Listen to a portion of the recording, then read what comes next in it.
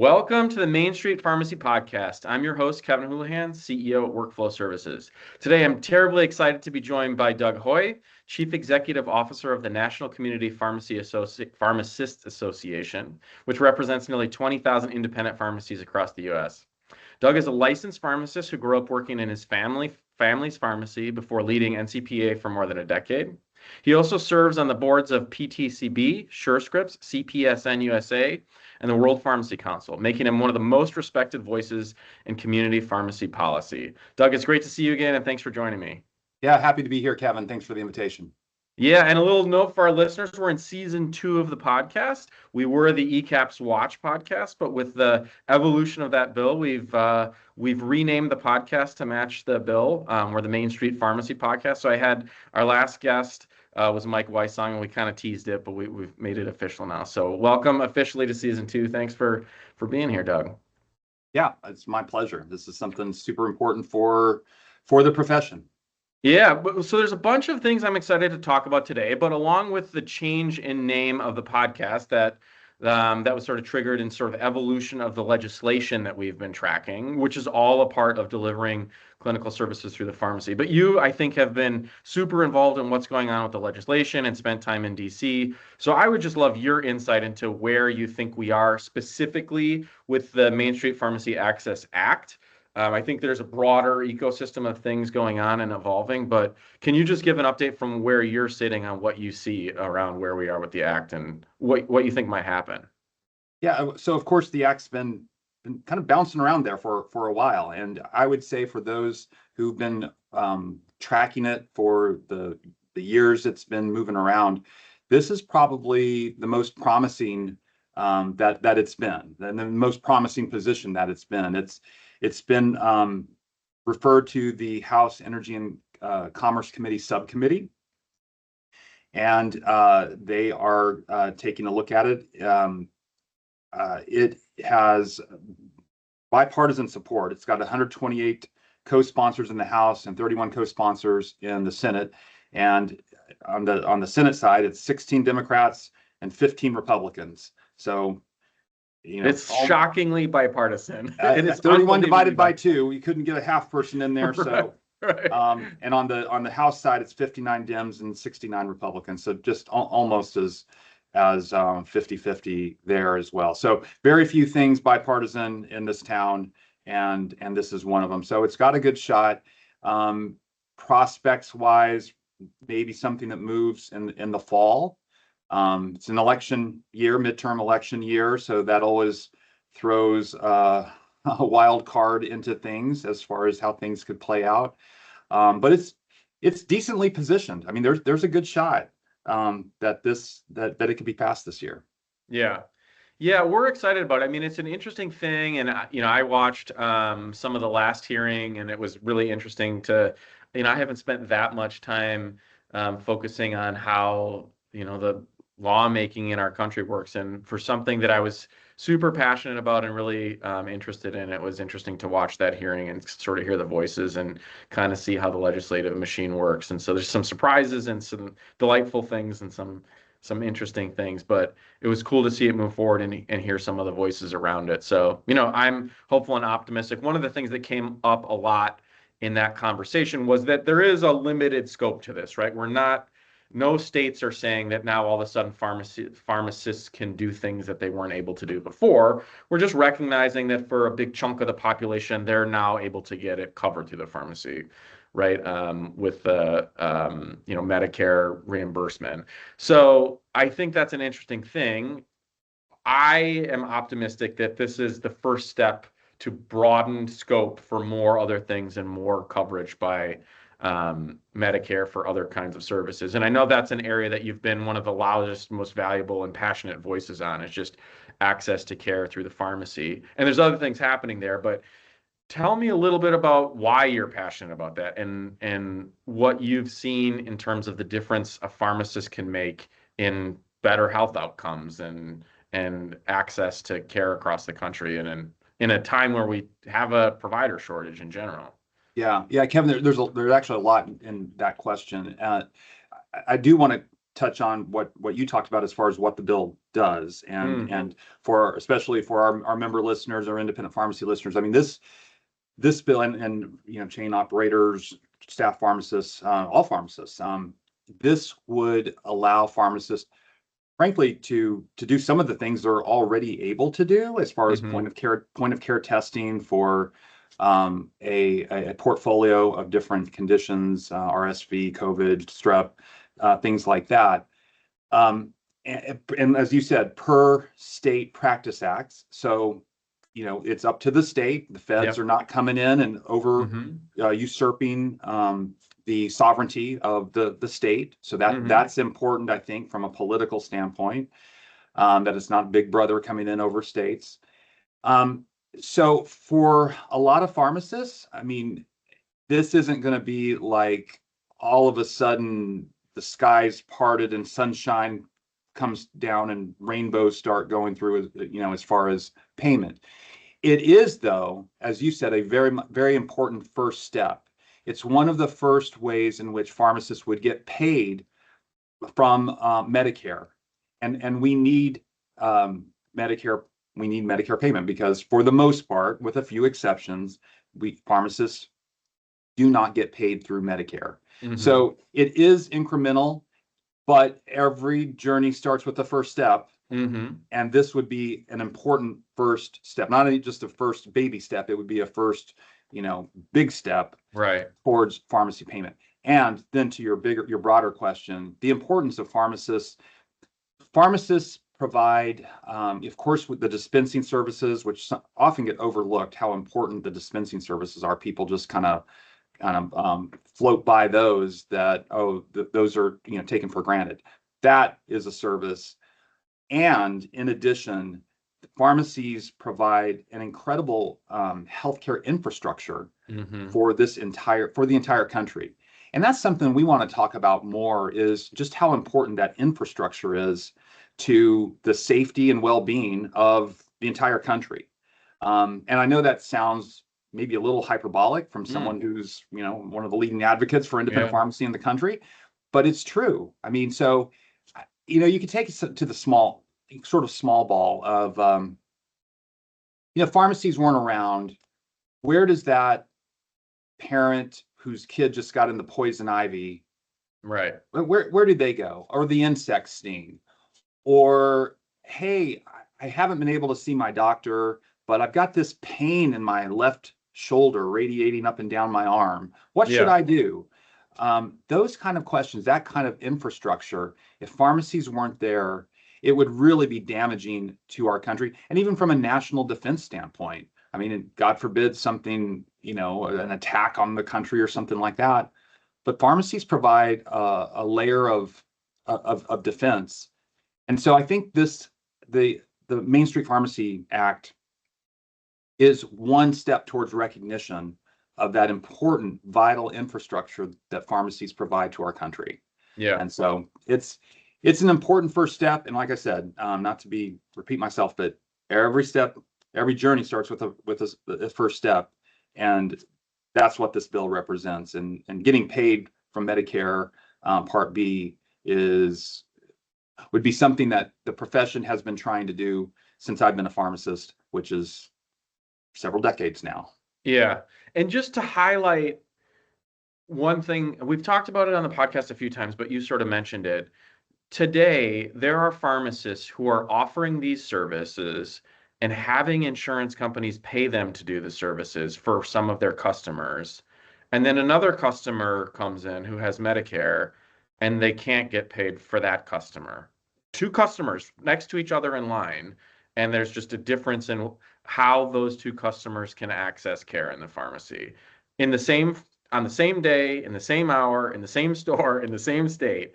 And that I think is to many people reasonably seems crazy. But like that's the thing that I think we're excited to like just equality in a single store from a single pharmacy. And so like it is every time I talk about it and think about it, it's a surprising thing. And so it's just like, man, it seems so non-controversial. And I guess back to the bipartisan support, like that's what's great to see about that. It's just like evening the playing field. Right. And if you think about, well, to your point, seniors shouldn't be second class citizens. I think that's almost an alliteration. Someone more clever can make that an alliteration. Seniors shouldn't be second class citizens. Um, and not only for that reason, but when they're able to get tested for, again, an RSV or COVID or some of the different conditions that this bill will pay for, that's going to help them get treatment faster. It's going to result in referrals to a physician's office or to a prescriber to take some medication, probably not always Yeah. to take medication, but Yep. very likely, and hopefully head off hospitalizations, the higher costs, the really big bills that the country pays. So it's both from an equality standpoint and from just smart Yeah. economics and smart healthcare policy. It's a smart thing to do.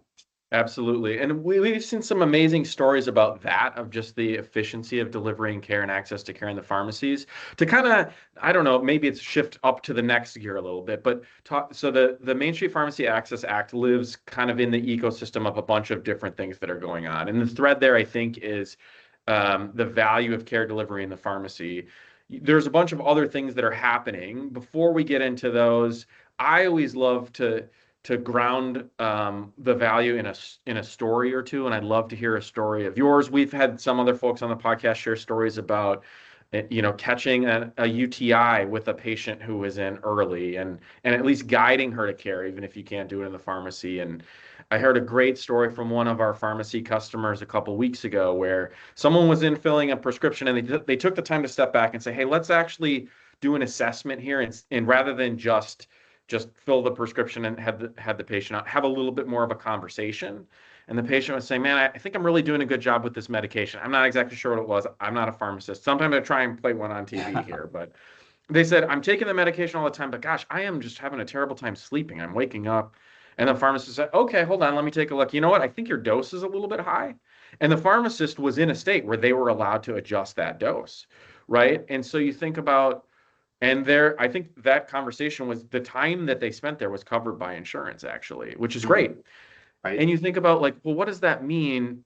Think about the lower friction for that patient. They would have had to book an appointment with their doctor, make sure that they get over there, deal with the parking, get in, explain all these things to the doctor, take time away from work, likely, all those sorts of things, because it's really impacting their life. They're trying to do a good job, they're staying adherent, but they're waking up in the middle of the night, all these sorts of things. And the pharmacist is just so perfectly positioned to understand how the medications work. They've already got an interaction with the patient. The patient is here, it's close to their house, it's open at a time it's convenient, all those sorts of things. And you talked about the value to the country of the cost of delivering that care. Put those two things side by side, right? Like, which one is better for the healthcare delivery system in our country to provide that guidance and adjustment to the patient and something that's actually making a real difference in their life, right? That's the kind of story that for me brings it home and is like, oh, it totally makes sense. Like, that is the perfect kind of example. There are so many of them. But I'm curious if there are any that stick out to you that are like, here's just such a great example of how the pharmacist is making a difference in care delivery beyond just dispensing. Yeah, I'll give you a story, but just on your story with the medication that was a little bit high, and the pharmacist adjusted it. It's hard to explain, um, but as you're telling that story, pharmacists love that kind of stuff.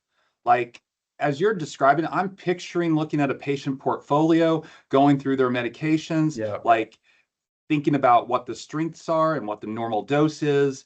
And we geek out on that kind of puzzle to try to figure out a solution for it. Yeah. And just what a, I mean, call us, call that wonky or geeky or whatever, but that's a really important skill that pharmacists have. We are the medication experts. Yep. We geek out on medications because we're really good at it Yeah. and we're better than anyone else. And like, this is no knock on any other healthcare provider at all.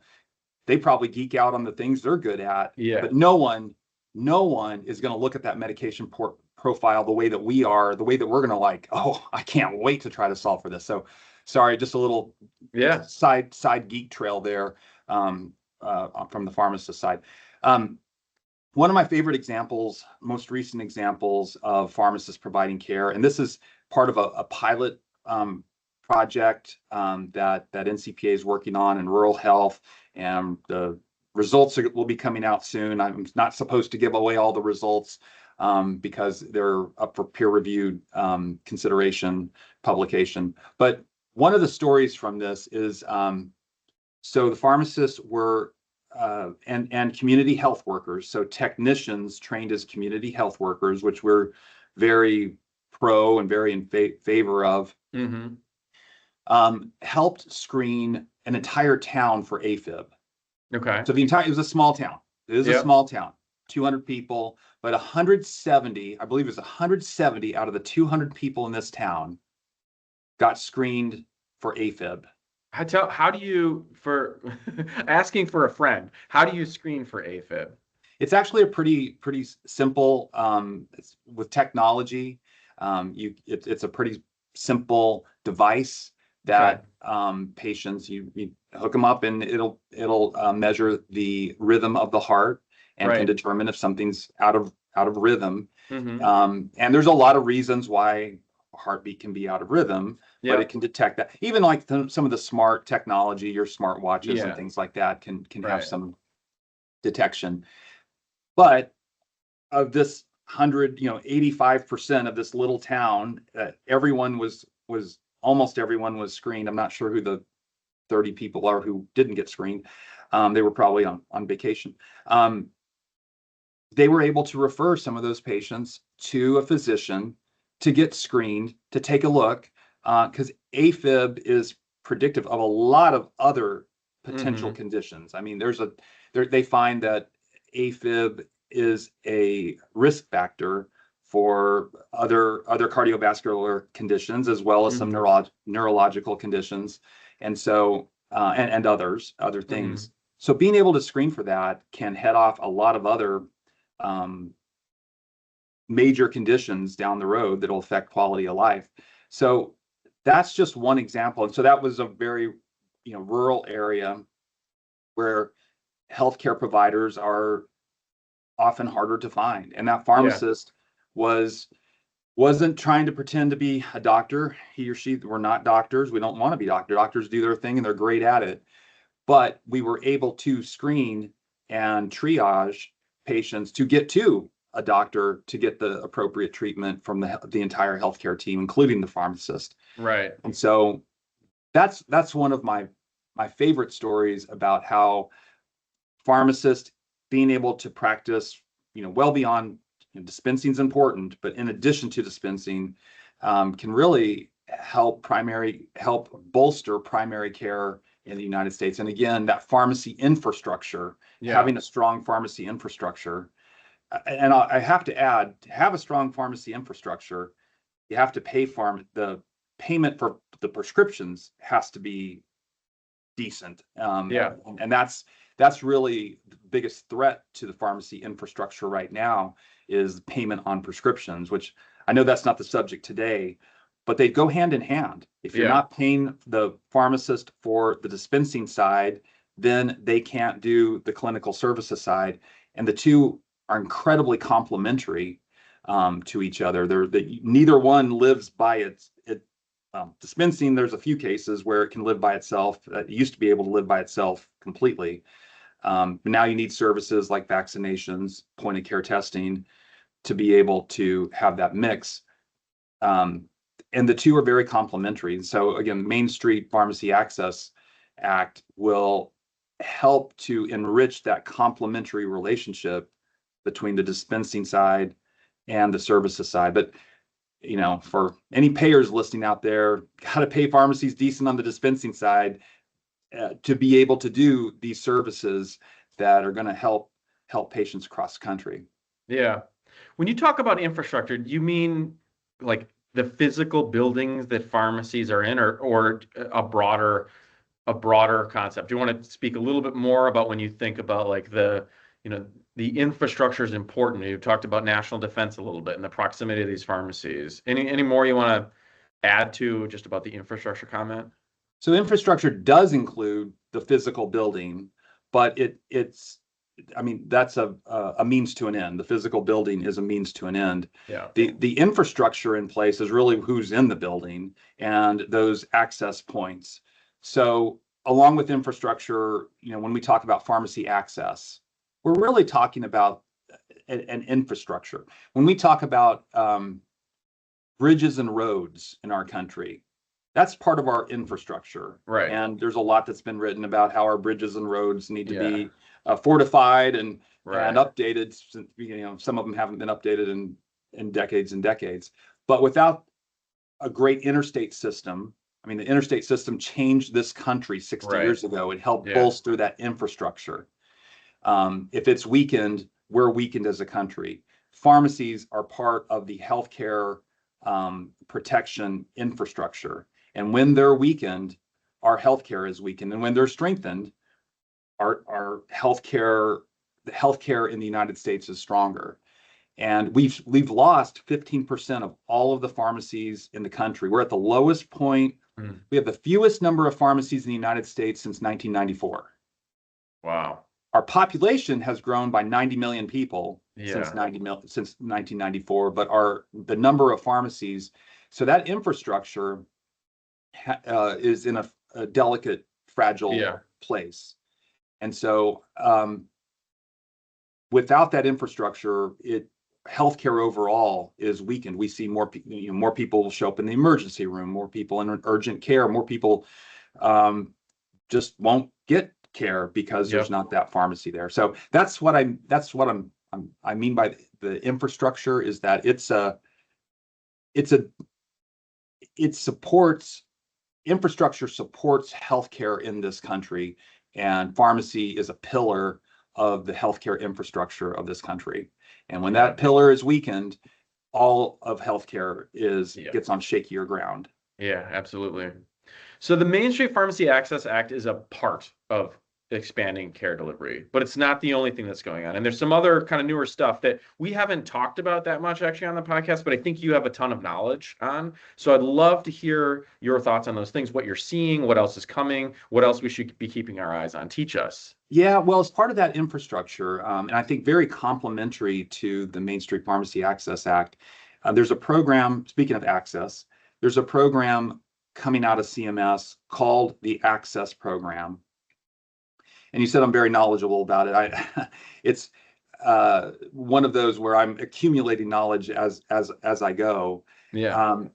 But this program, it's not just for pharmacists; it is for healthcare providers, and it's something that that has come out of the administration fairly recently.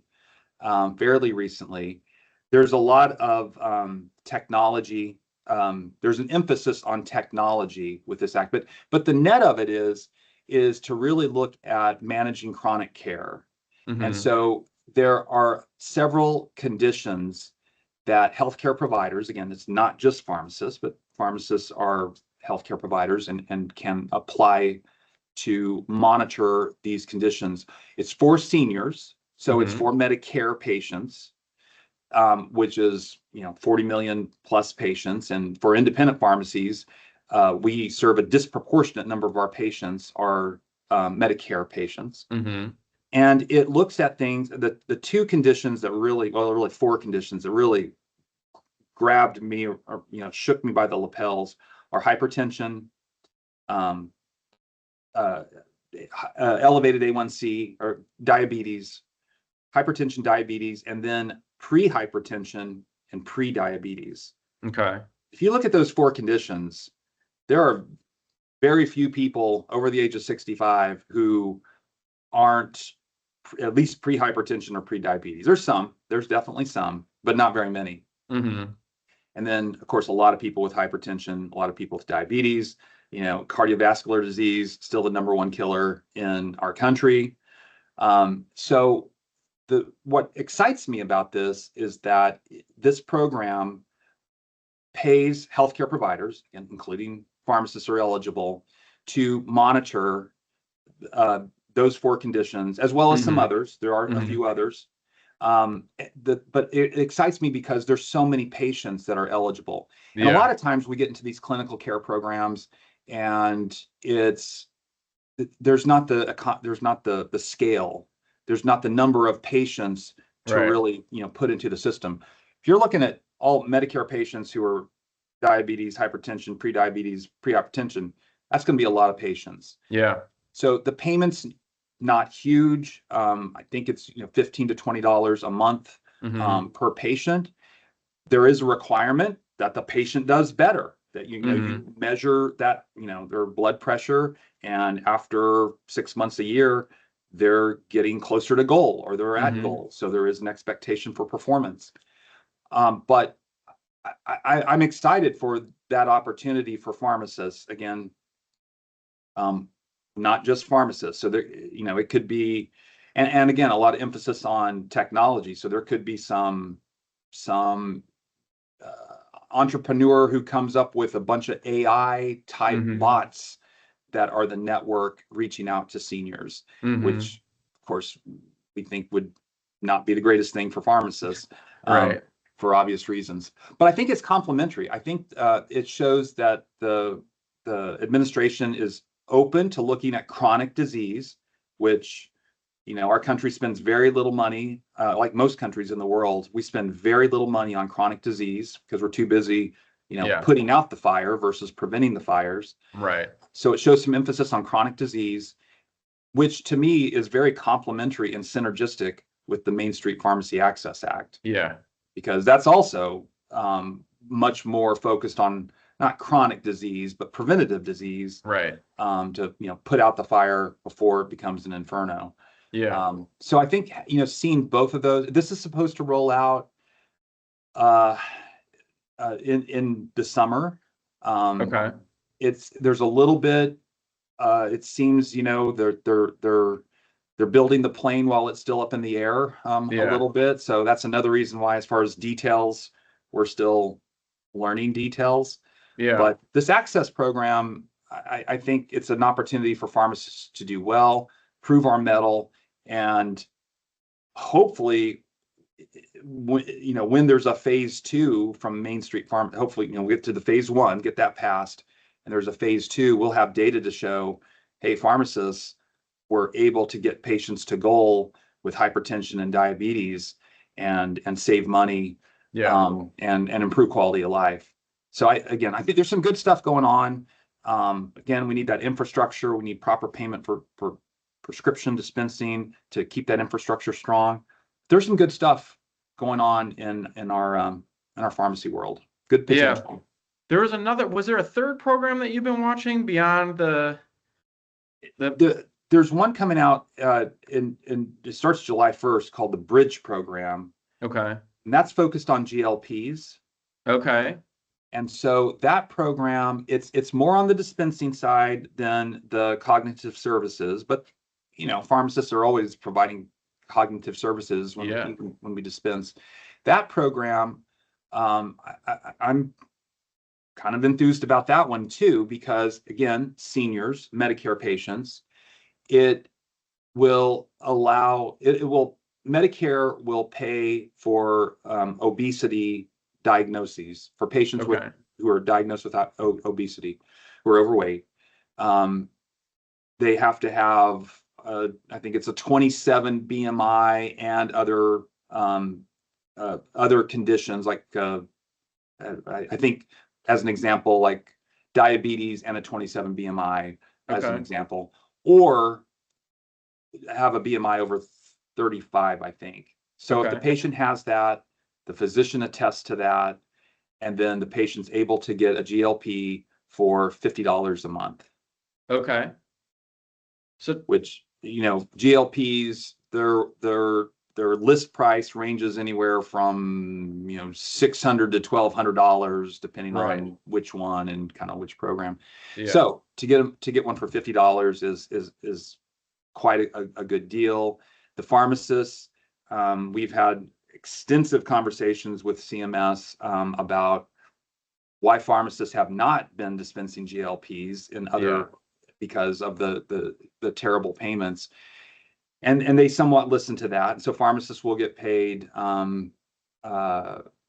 WAC plus a small Yeah. dispensing fee. It's not a super lucrative dispensing fee, but it is at least on the positive side versus Yeah. in the red.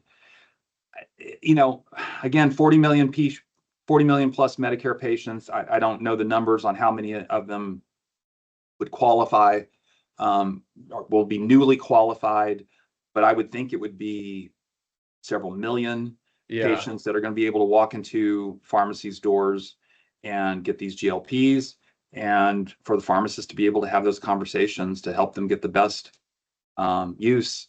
And again, it shows the administration thinking about chronic disease. Like, hey, Right. when people lose weight, usually blood pressure goes down, Yeah. diabetes gets in better shape, easier on the joints, the knees, the back, the hips.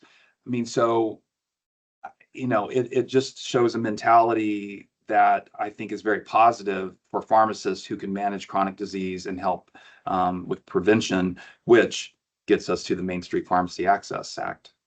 So about that bridge program, let me learn a little bit more. It sounds like there's maybe two parts of it. One is trying to at least improve the reimbursement for dispense because that's got a lot of problems with it. So this might make that a little bit better, and that's part of it.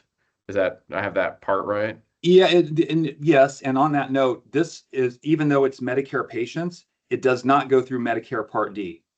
So Okay. the PBMs aren't involved. Okay. Humana has an involvement with the attestation with the physician, but most Medicare Part D flows through a PBM, Okay. and in this case, this goes around the PBM. Yeah. Okay. And then tell me about the non-dispensing parts of the activities. You mentioned something about identifying the patients, or is there an encounter part of it, or is there an ongoing monitoring, or you mentioned a physician has to attest to it. Can pharmacists sometimes fulfill that, or how does that part work? No, it's got to be the physician or the prescriber has to attest that this patient meets the BMI Okay. requirements, and then they enter that, they send that to a database. I believe Humana is involved in the uh, pre-qualification, or taking the input in from the physician and saying, yep, the physician filled this out correctly. Yep, they said that the patient has diabetes and a 28 BMI, Mm-hmm. more than 27. So therefore, when this claim is adjudicated, it'll go through. Um, Okay. but it's not so much on the pharmacist side. Even the PA aspect of it is not so much on the pharmacist side. Mm-hmm. It is something for listeners. We we hosted a webinar recently, just a week or two ago, with CMS to help pharmacies understand. And I believe that webinar has been recorded. And I Okay. believe it's on our website. So it's like an hour listen. We also have, I think, uh, some resources on our website to help pharmacists be prepared and understand the nuances of it. But Mm-hmm. it's not so much the pharmacist doing. There's not a lot of clinical services of the pharmacist as far as what they're paid for with this. Mm-hmm. Um, but of course, with every patient encounter, there's going to be the potential for cognitive services from the Right. pharmacist. It's just there is not a payment stream in the bridge program to pharmacists for the cognitive services. Got it. It's for the dispensing services are paid for, and hopefully paid Yeah. for reasonably. Yeah. So we've talked about a bunch of things that like have started and are coming. What are you telling your members and the pharmacy community in general to do today? What's your advice? What should someone who's listening go and start or keep doing?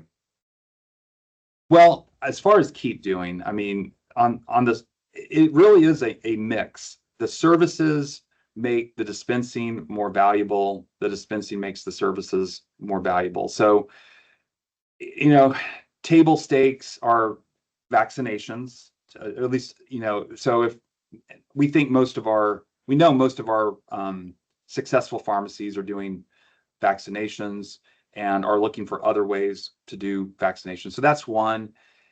Yet another is medication synchronization. Yeah. And I know, and I want to explain that because we've been talking at NCPA. I remember we did some research with Ole Miss, University of Mississippi, back in like 2006, 7, 8, somewhere in that range, had a bunch of symposia on the research that they did on medication synchronization. Mm-hmm. And so it's almost 20 years. What we're finding is that most of our pharmacies do some form of medication synchronization, Mm-hmm. but what we're also finding is that they're just scratching the surface, tip Mm-hmm. of the iceberg, that there's more there. There's more to mine out of that medication synchronization services that'll help improve their efficiencies, help further improve their efficiencies, help further improve their cash flow, help Mm-hmm. further improve, freeing up time for them and their staff. So that's the second thing I guess I would say is, again, I have to explain it because most people I already do that. Mm-hmm. Yeah, if you're like the average person, you already do it, but you're still leaving a lot on the table. So Yeah. medication synchronization, vaccination, um, you know, from the dispensing side, really scrutinizing which contracts you accept, working with your PSAO.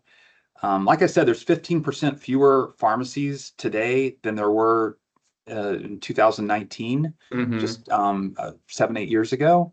So really scrutinizing what you sign, what you don't sign, paying attention to those opt-out contracts that come to your fax through your fax, Mm-hmm. and making that you have to make that independent decision as to whether or not you want to be included in that. Um, but I think that's more important than ever is to really, put on your best business person hat as to do I want to accept the terms of this contract or not. Those are three things. I mean, there's always, marketing, putting yourself out in the community, getting out from behind the counter to the extent you Yeah. can, where you're not chained to the counter. Yeah. Those are all, I think, important things. But I think those first three, the Yeah. vaccination, medication synchronization, digging into that more and really scrutinizing your your reimbursement contracts on dispensing, working with your PSAO if you have one. Those would be my, you know, I prioritize those three first. Yeah. One of the things that we always talk to with our customers about is a lot of these things that we've talked to are about an expansion of payer coverage, like the Main Street Pharmacy Access Act, right? But in those states, you can already do these things, and often, we're helping our customers, our pharmacy customers, get paid by Medicaid and commercial already today, and so we'd love to add Medicare to that. But there is a market and an opportunity there already, and a lot of it requires medical billing, which is kind of what we do. But we talk to them about don't shy away from it. There's a lot of opportunity there already today, and sometimes I think there's the perception of like, well, it's not time yet. We have to wait for some of these things. And our view is like, no, for many pharmacies, there's a lot of opportunity where the time is today. And you kind of got to find the things that make sense. When we talk to a pharmacy, kind of the first question is, well, what state or states are you in? Okay, here's what you can do in those states. Here's what insurance will pay you to do. Here's what they might pay you to do. But then on top of that, here's what the community of your customers will really benefit from. Because we have some really enterprising, very proactive or progressive pharmacists that are doing some really interesting services that are very specific to their little geography. And in general, that's not what we would suggest you roll out as a large regional plan or something like that. But if you match what you can do, what you'll get paid for, and what the community wants, there's a lot of good opportunity out there already today to get paid for clinical service delivery and get paid for services. And, we and others are making it easier and very, making the implementation super viable to actually get started and make it happen. And so we want it to get better. A lot of these things are going to make clinical services and medical billing better, but don't be afraid to start today. Like there's a ton of opportunity out there today. We see that in addition. Yeah, and I think that getting out from behind the counter, which is Yeah, again, I don't say that lightly. I know that's hard to do. It's like telling me to leave the office at 5:30. Okay, sure. right. Right. Easy to say, it's not going to happen. Um, but I think that's really important. With COVID, there were three ingredients that really made that successful, in my opinion. As far as pharmacies saving the country with administration, one was proper payment for the service. Mm-hmm. $40 a shot was, decent. Right. One was our members were able to get the encounter in workflow. It's got to be in Mm-hmm. workflow. Can't Yep. be jockeying back and forth between a bunch of different devices and screens. It's got to be in workflow. And the third, and this one is often the most difficult, is it had scale. Like Mm-hmm. it wasn't 3 patients a week that Right. were coming in for $40. It was, 50 patients a day, 100 Mm-hmm. patients a day. And even when it tapered off, 50 patients a week, Mm-hmm. or whatever the numbers were for each individual pharmacy. That is often a missing ingredient. So in some of the things you said, Kevin, like if you've got great payment, you can have less scale. If it's okay payment, like the Yeah. $40, then you need more scale. Right. And so looking for those opportunities in your community that, Yeah. either have the scale where, okay, it's $40, but there's a lot of them, or the payments there, let's just say I make up a number, it's $400, but there's not a lot of scale, but hey, it's $400. Yeah. Um, those two things, and I agree with you, those opportunities are out there. And I think independents are very well situated because we know, a lot of those opportunities come up in conversations with uh, people in the community that, hey, Yep. I've known that person. And a lot of times the conversation goes something like, hey, John, you've been a pharmacist here for 20 years. I've known you through, community organizations, church, school, whatever. Um, I didn't know you did that. Oh yeah, I do vaccinations. I didn't know you did the packaging, special packaging. Right. I didn't know that you'd go out to a company and provide, smoking cessation Right. services, A1C, vaccinations, etc. That's usually how the conversation goes. I didn't know you did that. Yeah. And I think that's another, getting out from behind the counter. Let's head off the I didn't know you did that to Yeah. here's what I can do. Yeah. Yeah. Well, it has been awesome catching up with you today. There's so much happening. I would love to have you back anytime we get kind of a next milestone or next update. So open invitation, always come back, talk to the audience, talk to the community. Love to have you here. Any parting thoughts you have? We talked about a bunch of stuff, but anything we haven't covered that you want to leave the audience with? Well, on the Main Street Pharmacy Access Act, again, this is something that we've been talking about for a long time. And so, some people could say, I've heard that before. Mm, It's probably 6 or 7, 8 years ago. I did a podcast and I think I said something like, it's going to happen. It wasn't called the Main Street Pharmacy Access Act at the time. I forget which iteration it was, hmm. but it just makes too much sense Yeah. for it not to happen. Yeah. And so it is going to happen because it just makes too much sense for pharmacists to get paid for services that they're providing. And when it does, um, we need to be ready. Yeah. And so for any skeptics out there, and I would understand why they would be skeptics because we've been talking about it.